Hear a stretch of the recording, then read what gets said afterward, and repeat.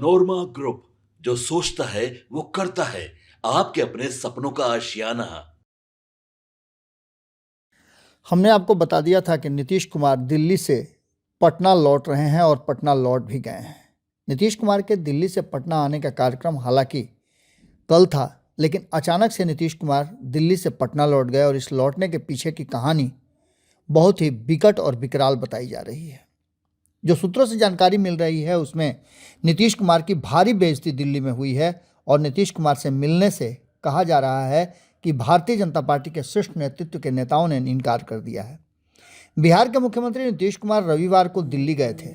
दिल्ली पहुंचने ही उन्होंने सबसे पहले अपना डॉक्टर से जो अपॉइंटमेंट था उसको पूरा किया। उसके बाद से दिवंगत पूर्व प्रधानमंत्री डॉक्टर मनमोहन सिंह के परिजनों से मुलाकात की और अपनी संवेदना प्रकट की। यहाँ तक तो सब कुछ ठीक ठाक चल रहा था, लेकिन असली खबर यह है कि नीतीश कुमार का इसके बाद प्रधानमंत्री नरेंद्र मोदी और भारतीय जनता पार्टी के अध्यक्ष जेपी नड्डा से भी मुलाकात का कार्यक्रम था, लेकिन उन्होंने कहीं ना कहीं इस मुलाकात के लिए समय नहीं दिया और अचानक से जब ऐसी स्थिति पैदा हुई तो नीतीश कुमार दिल्ली से सीधे पटना कूच कर गए। ऐसे में सवाल उठता है कि क्या प्रधानमंत्री नरेंद्र मोदी और भाजपा अध्यक्ष जेपी नड्डा ने नीतीश कुमार से मिलने से इनकार कर दिया या फिर बहाना बना दिया। जिस तरह से नीतीश कुमार के कार्यक्रम में अचानक से बदलाव हुआ है और यह शेड्यूल पहले से तय था, उसके बावजूद भी उन्हें अचानक लौटना पड़ा, यह कहीं ना कहीं एक नई कहानी को जन्म देता है। सिक्के का दूसरा पहलू भी है। इसमें नीतीश कुमार की अनुपस्थिति में नवनियुक्त राज्यपाल महामहिम आरिफ मोहम्मद खान ने पदभार ग्रहण कर लिया।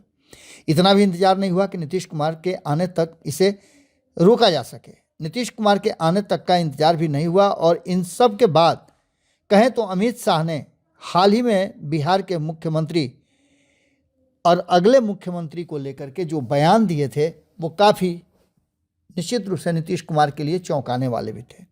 उन्होंने कहा था कि संसदीय बोर्ड फैसला करेगा। तब से नीतीश कुमार का चेहरा मुरझाया हुआ है। नीतीश कुमार ने भले ही इस पर अपनी प्रतिक्रिया न दी हो, पर इसके संकेत साफ नजर आ रहे हैं कि नीतीश कुमार कहीं ना कहीं नाराज जरूर हैं और इसका प्रकटीकरण निवेशकों के सम्मेलन बिहार कनेक्ट में नीतीश कुमार का दूरी बनाना से हुआ। ये पहली प्रतिक्रिया थी जिसने नीतीश की मंशा और उनकी नाराजगी का इशारा साफ कर दिया था।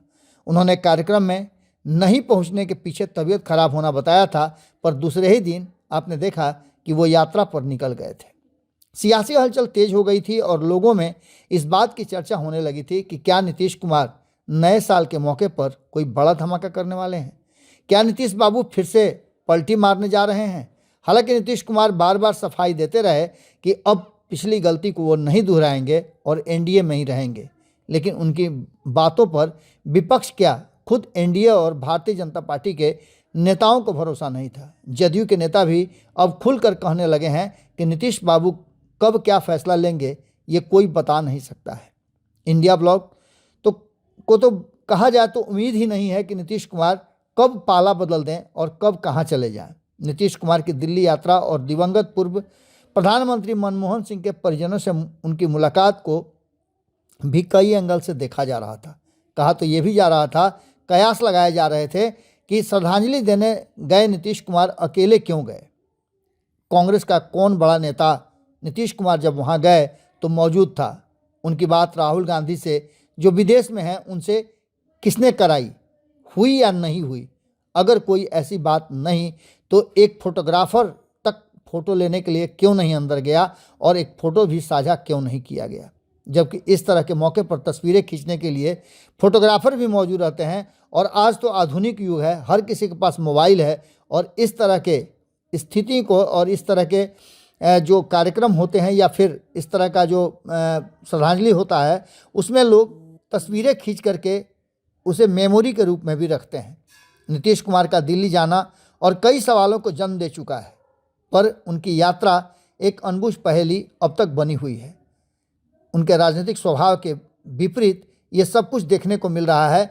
न तो नीतीश कुमार के दोनों नेता संजय झा और ललन सिंह ही नजर आए उनके साथ, और न ही उनके 1 दर्जन सांसदों में से कोई उनके साथ विशेष रूप से दिखा और न इस तरह की कोई तस्वीरें ही आई।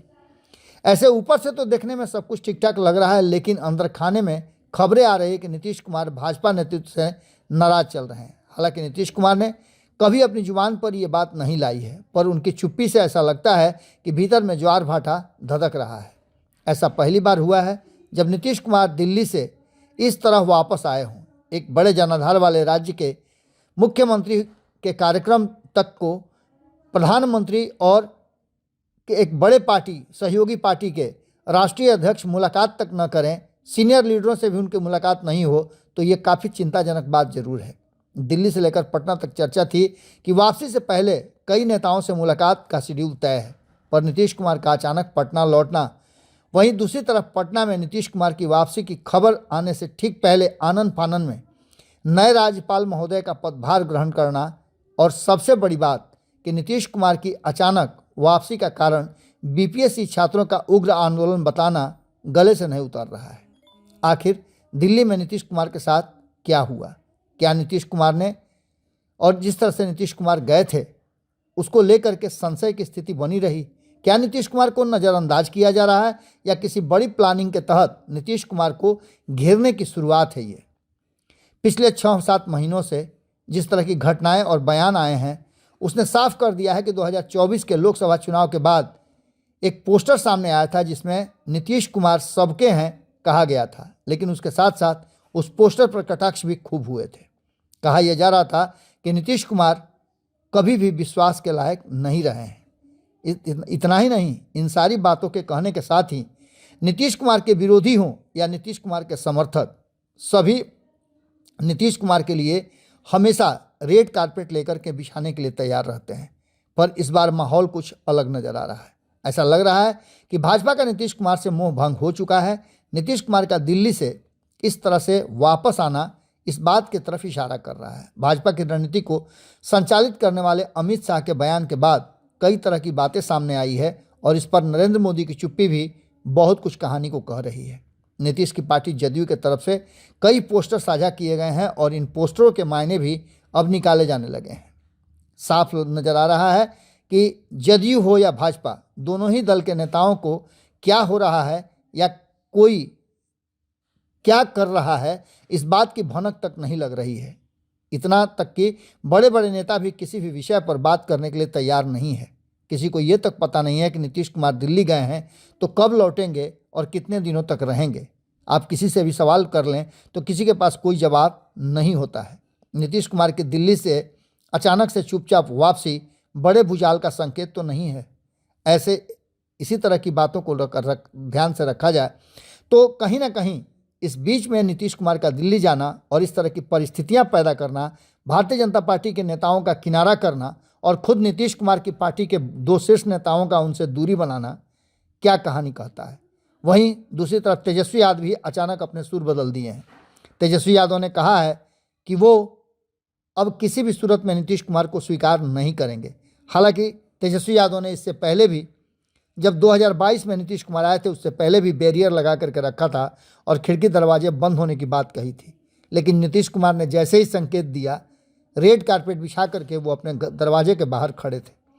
इन सारी बातों को लेकर के अब जो वर्तमान परिस्थिति बनी है, उसने साफ कर दिया है कि क्या यही रात अंतिम, यही रात भारी, कहीं ऐसा तो नहीं कि नीतीश कुमार दिल्ली से फैसला करके ही आए हों। हमने खबरों में कई बातें रखी हैं आपके सामने। अब देखना दिलचस्प होगा कि कल से लगातार हम खबर कर रहे हैं, आज भी हमने कई खबरें की हैं और नीतीश कुमार उन खबरों के केंद्र में हैं।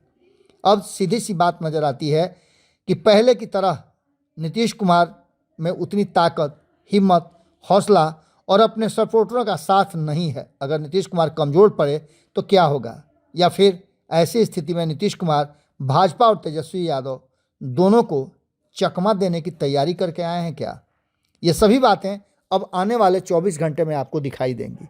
ये 24 घंटा ऐसा लग रहा है कि नीतीश कुमार पूरी तरह से मजबूती के साथ अपनी रणनीति को देंगे और अगला पिछला सारा हिसाब किताब रफा दफा करने की तैयारी कर लें तो कोई बड़ी बात नहीं होगी। इंतजार कीजिए, निश्चित रूप से ये रात बहुत भारी है।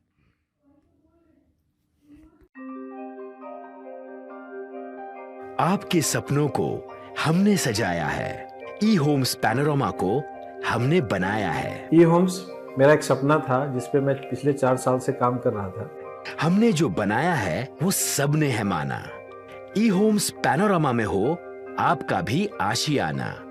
और फाइनली हमने 2021 में इस प्रोजेक्ट को लॉन्च किया। बहुत लोग अप्रिशिएट कर रहे हैं कि पूर्णिया जैसे शहर में, बिहार के, एक तो बिहार की बात करें उसमें भी पूर्णिया जैसे छोटे जगह में इस तरह का लाइफस्टाइल देना, ये सुन के हम लोगों को बहुत अच्छा लगता है।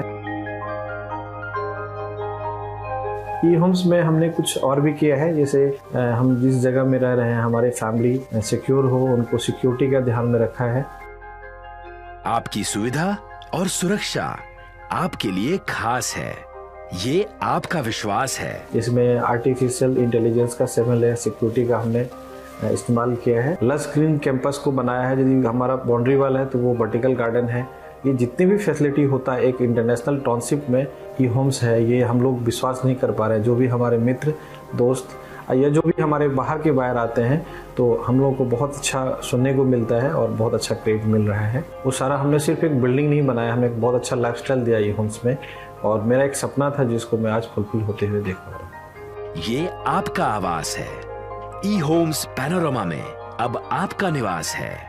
E homes panorama, luxurious lifestyle redefined.